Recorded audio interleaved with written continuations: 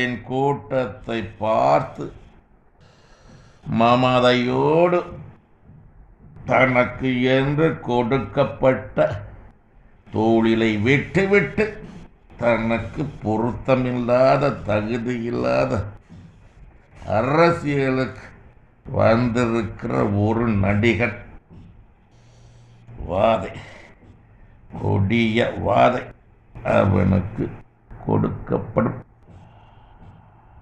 அவனது மனைவி கற்பத்தின் கனிகளுக்கு அவன் செய்த துரோகம் அவனுக்கு விரோதமாகவே கூடிய வாதை, வேதனையோடு கூடிய வாதை.